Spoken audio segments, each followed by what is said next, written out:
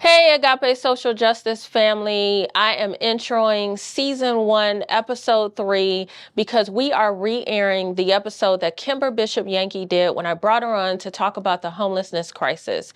In a few weeks, you're going to see part 2, but I want you to hear what she shared with us the first time around so you can understand who she is, what the crisis is about, and what we need to do.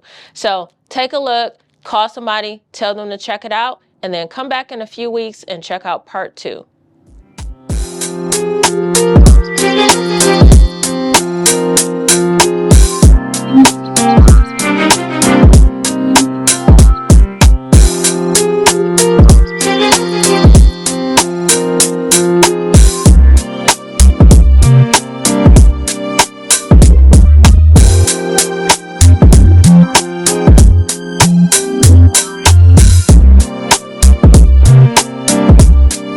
Welcome to Agape Social Justice, where we focus on love, truth, and justice.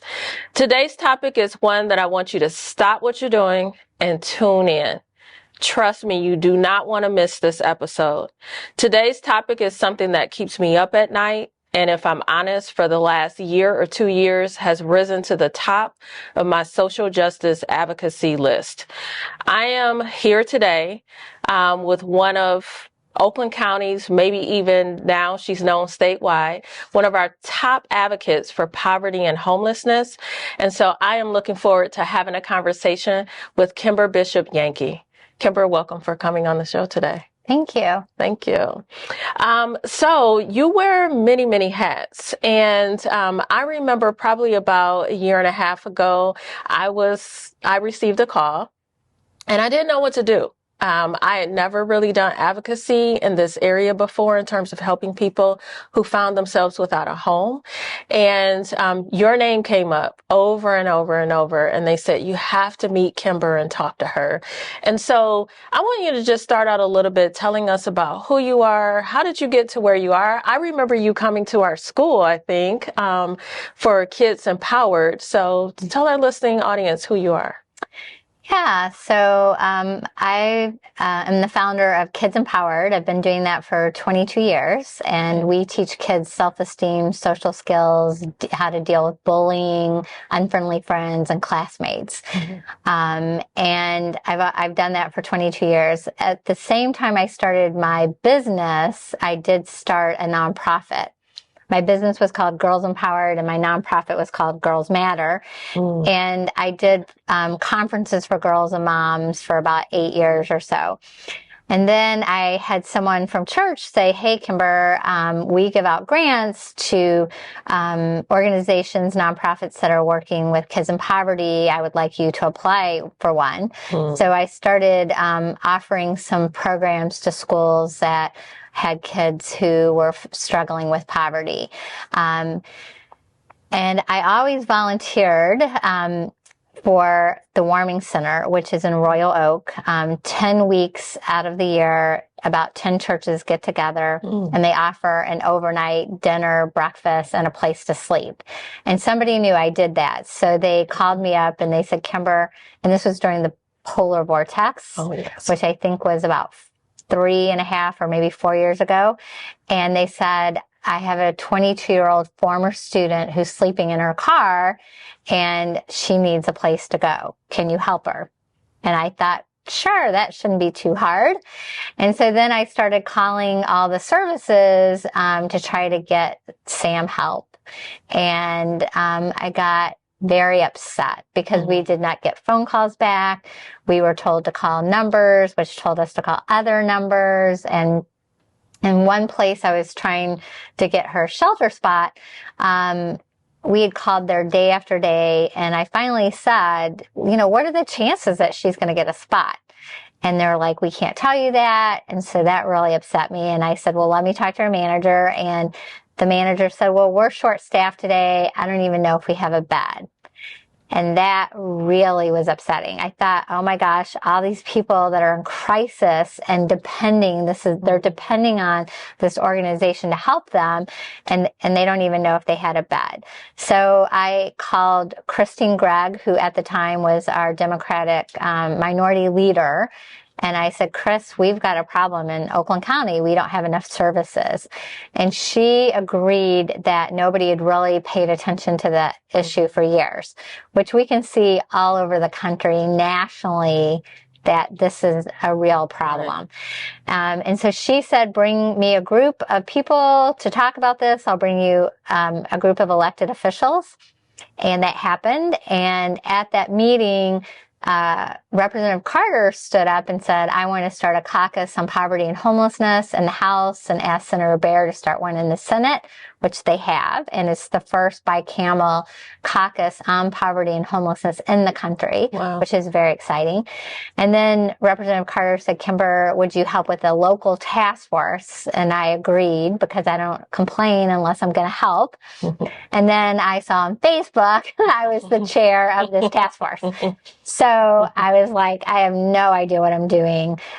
So I just started holding monthly meetings, and we would have different organizations come in and share what was, happening. And I was trying to figure out what could we do as a group of volunteers to help with this issue.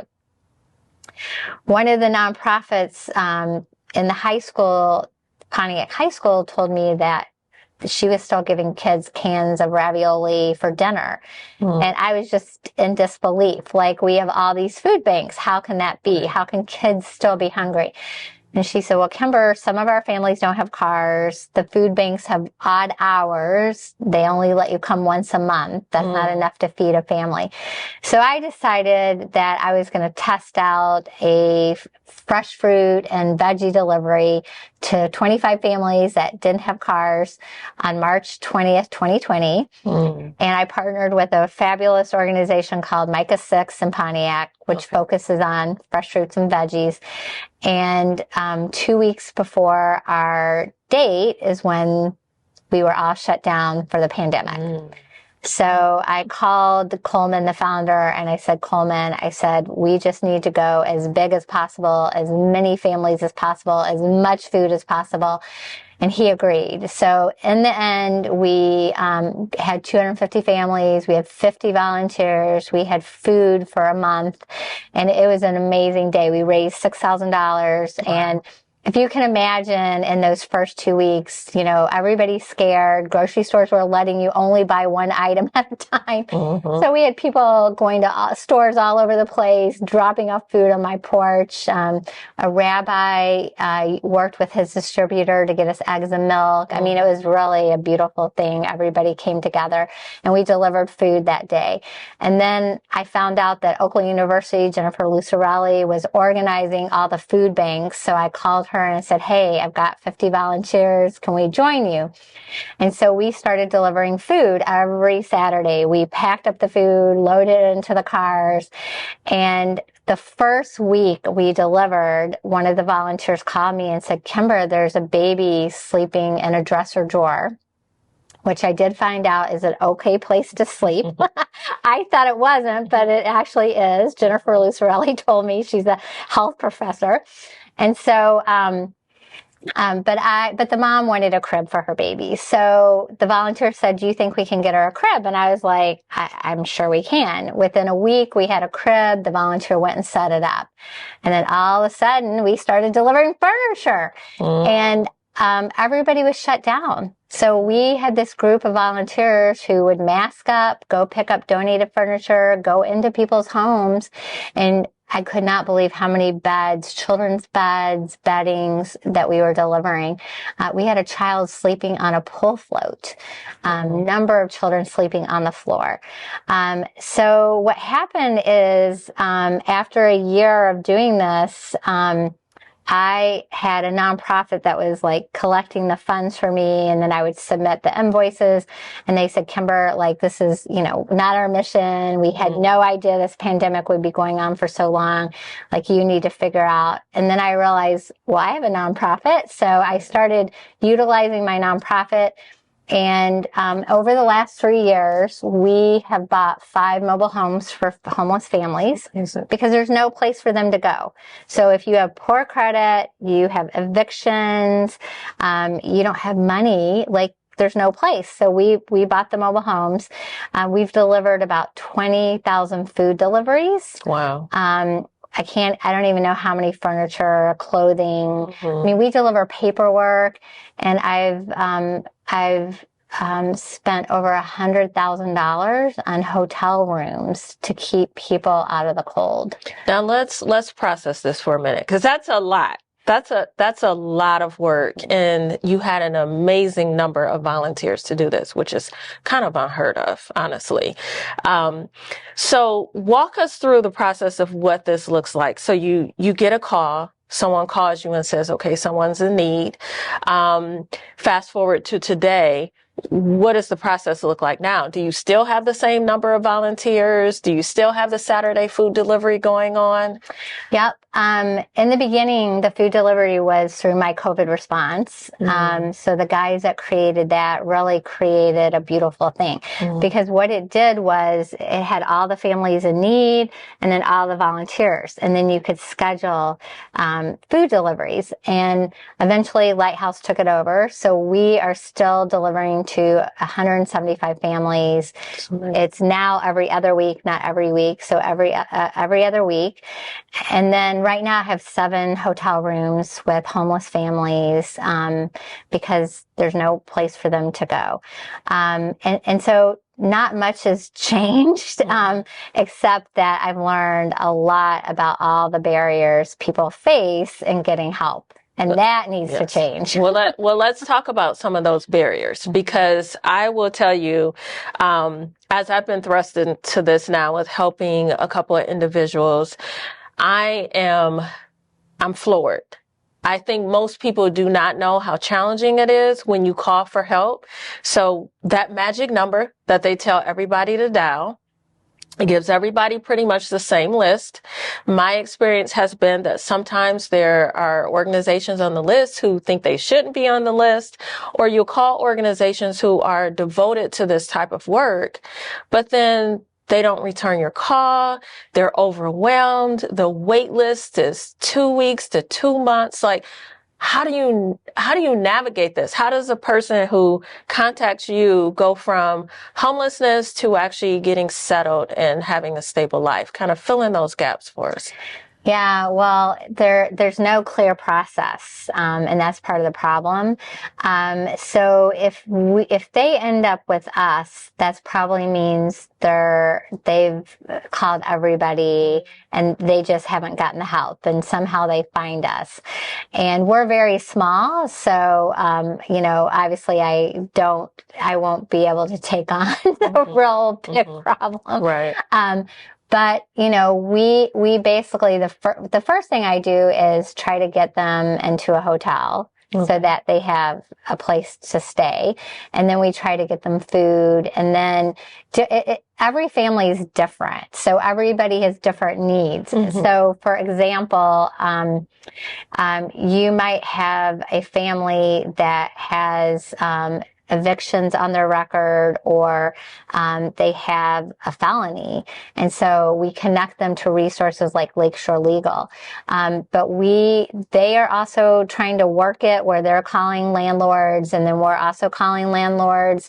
And if we can't get them if we can't find an organization that will help with the deposit and first month's rent, we'll pay that. But a lot of it is just that basic, like on the ground, like we print off applications, we'll pay application fees, because this is what keeps people from being able to get places, because they don't have a computer, they don't have a printer, they don't have a car to go drop off the application. So we're helping them do the groundwork. And that's really what needs to happen. Is we have a lot of organizations that give out numbers, but the people that are in need don't have the tools to actually go through the process. They don't have a great phone to do the application right on their phone. So we do a lot of like hand holding and finagling of different pieces to make it happen. Right. One of the things that I thought about too while you were talking, I mean, we have a high illiteracy rate in some of our cities. And so now as I'm thinking about this process and you're talking, I wonder how many people are even confronted with this and don't follow through because they can't even read the application and they don't have anyone who's helping them. Yeah. I think for me, I was probably most surprised that some of these organizations that exist don't actually have caseworkers or case managers who actually walk people through this step by step by step. I found myself trying to fill in that gap to be a case manager for people, and I'm fumbling my way through, right? Has that been the typical experience? Is this something new, like post-pandemic, or has it always been this way? Well, I don't know about always, but I do know that there's a lot of missing pieces to the puzzle. So people are not getting the complete help they need to manage this system. And I have also found that the literacy issue is a problem. And also people, get burned out, like they get frustrated, so they no longer trust the system. So when you're asking them to fill out another application, hey, I'm trying to connect you to this resource and they need this application filled out, sometimes they're like, I've already done it. I've already called them. I didn't get any help from them. And so then they're very resistant to doing it. So they've lost faith in the system that's supposed to be helping them. Right. You know, I also think about a young lady I was helping. She is in her early 20s, has a son who's a toddler, right? You and I both know this young lady who we've helped. And in her case, she needed a driver's license. Didn't know how to drive, needed birth certificates, needed a social security card, like needed so many basic things that most people didn't have. And thankfully, we knew of an organization we could contact and say, can you help walk her through this process? But do you find that many people don't even have the basics? Is everybody kind of starting out at the same Yeah, level? I mean, trying to get birth certificates, trying to get driver's license, I mean, these are huge hurdles for people. So I just, I shared with you that I just got a call yesterday from a person that we deliver food to, and she was calling about her neighbor that was downstairs who has been without electricity for 6 weeks, no heat. He has an injury, so he has a work injury, so he's not able to work, and he has no food. And she called me and started crying on the phone and said, can please somebody help him? And I put him in the hotel for the weekend. And then on Monday, I've already made contact with an organization. We're going to try to get his DTE bill, started paying on that. He owes $1,000. Okay. And, he didn't know who to go to. Right. And that's part of the problem, is that when you're in poverty, you don't have those connections. So a lot of us have somebody that we can call and say, can you help me out? Or a family member. But when everyone around you is also struggling, you don't have that connection. And so the beautiful thing about what has come out of the work we're doing, and that's thanks to my COVID response, is that we've connected volunteers right with families. And so some of our volunteers are now like their mentor. And they're doing things totally on their own. Like there's no way. I've had over 1,000 people be involved since the pandemic started. Okay. And there's no way I can even possibly know all the things that are being done, because I have volunteers that have taken it and run with it. And that's what we want. We want the families we're helping to have a support system, to have somebody that they can call and say, hey, I have a problem and I need some help. Right. And then the volunteers will call me if they can't figure it out. Right. You know, I see this situation twofold, and you correct me if I'm wrong. It feels like part of what we need to do is to focus on the crisis. Right? There's a fire. We need to put it out, and we need to figure out how to manage the situation. But on the other hand, I feel like we should simultaneously also focus on big picture in terms of creating systemic change. And that's where I feel like you and I probably get the most resistance from people, because they aren't thinking beyond the Band-Aid of today. Right? In terms of trying to figure out how we can help the masses. And so I want to talk a little bit about how do we shift, or not even shift, how do we just partner, right, as we're putting out the fires, but also work toward creating systemic change. Can you tell us some of the things you've already started doing so that we could get to that point? Yeah, so one of the problems is that the federal dollars that help people come through HUD, and HUD has defined homelessness as living on the streets, being in a car, in a shelter, or a hotel paid for by a shelter. So if you pay for a hotel for somebody, that person is not homeless. Or if a neighbor says, hey, I'll let you sleep on my couch for the week, that person is not homeless. So that's a problem in itself. But then also, basically, we bought a mobile home for a vet and his family. Mm-hmm. And when he called the vet organizations, they said, call us when you're sleeping in your car, and then we can help you. And I mean, those words stung him so badly. Like, I've served my country, and you're telling me, see, I'll get emotional about this. Right. You're telling me I have to be sleeping in my car. My children have to be sleeping. He has a 20-year-old autistic son, who is unable, he needs 24/7 care. And so that's why we bought him a mobile home, because there was no alternatives. So one is, I'm going to our Congress people. You and I are talking to Congresswoman Stevens next week. I would like HUD to maybe not change that definition, because we definitely need a sort of a priority of people that are on the street, right? But we need a streaming fund that is for people who are about to get evicted. Like, let's catch them before they're on the streets. In October alone, there were almost 1,000 evictions just in Southfield, Oak Park, and Pontiac. So where are these people going? So 1,000 evictions filed. So most likely they all will be getting evicted. Where those people are going, I mean, so many people are being evicted right now. I mean, so in the United States, in our community, we have a housing shortage. Right. And so people are sleeping in other people's homes. You know, we have people that have 2 and 3 families in people's homes. We have, I know of a gentleman that has called me. There are 8 people sleeping in a 3-bedroom apartment in Southfield, and it's a house, and there's a woman sleeping in the garage with a space heater. Wow. And they are paying rent. They're paying $850 a month to be in that home. 3 bedrooms, 8 people, not related. So I'm trying to help him find housing for those people. So we need to change the definition. So HUD needs to give some creative funding. We need to find an organization that will help people, what I'm calling ready to rent. Okay. So credit scores, do I have evictions? Do I have a felony?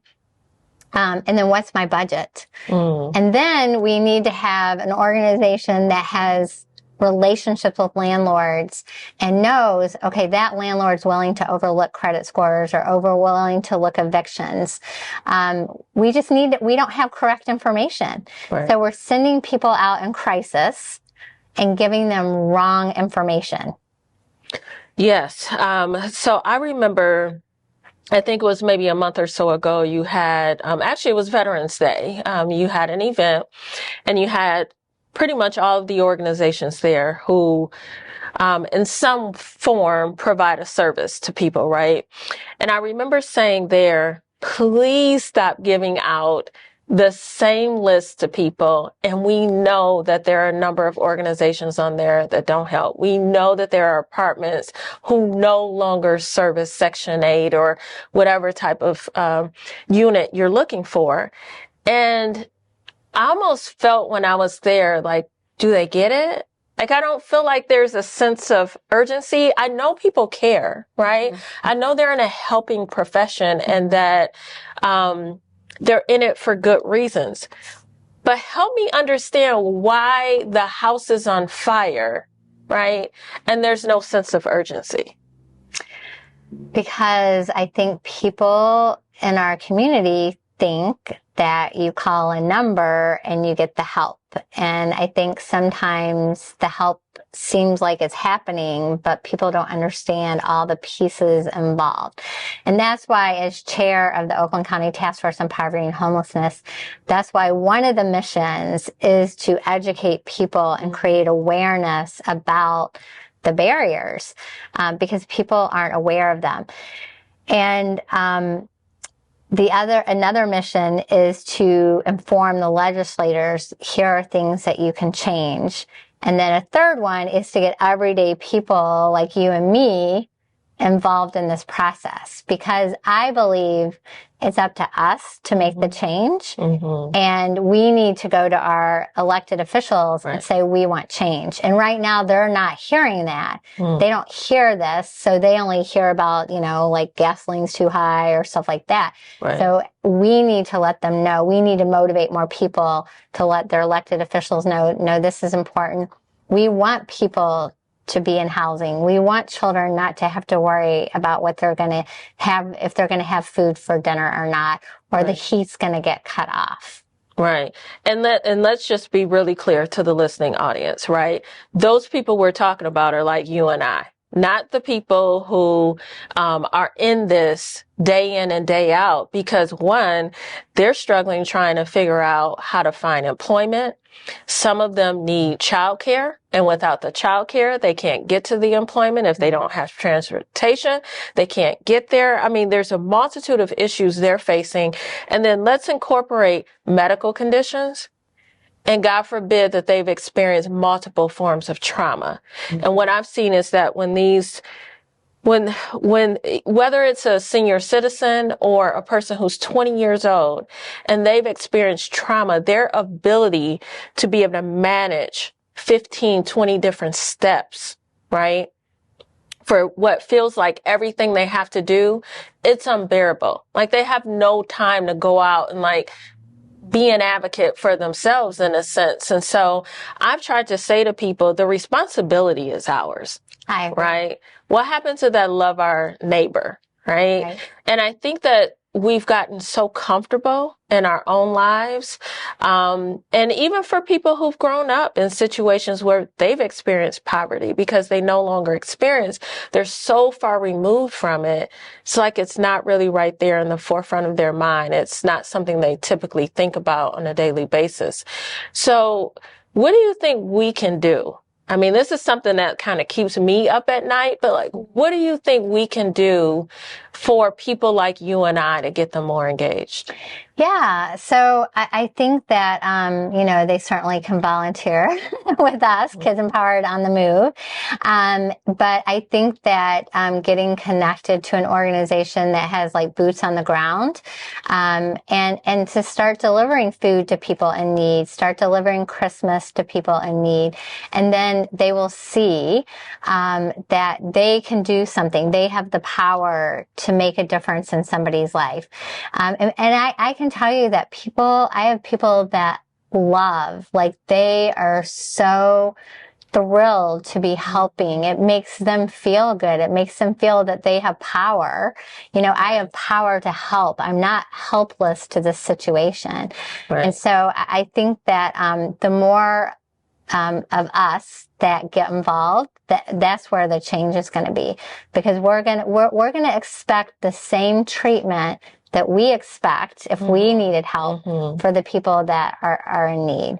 Yeah, I appreciate you saying that, because that's just absolutely true. If we wouldn't want to go through it ourselves, we wouldn't want our children or other relatives to go through it. We shouldn't expect anyone else to go through it. So I certainly appreciate you sharing that. I know there's probably 15 other scenarios that we could paint today. So I have to have you come back one day and we can catch up and figure out how it's going, share with the listening audience where we got in terms of reaching out to elected officials. Awesome. Sounds great. All right.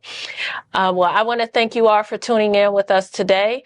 We'll keep you abreast in terms of what happens next, but please go to Kids Empowered on the Move. Yes. And make sure that you sign up to volunteer, and we'll see you next time.